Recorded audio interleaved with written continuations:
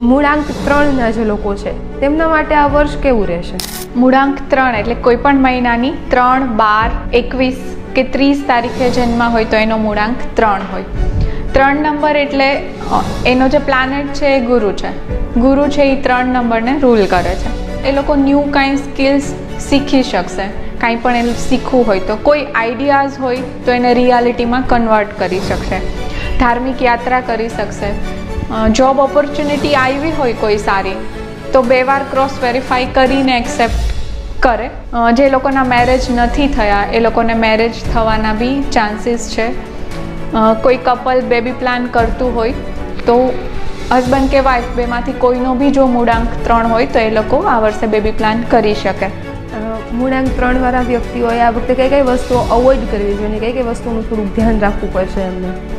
સૌથી પહેલાં તો એ લોકોએ ડિસિપ્લિનમાં રહેવાનું છે અને જે બી કામ કરતા હોય એ ફોકસથી કરવાનું છે. ધ્યાન નહીં ભટકાવાનું, આ કરી લઉં. જે બી કરે છે એ ફોકસથી કરવાનું.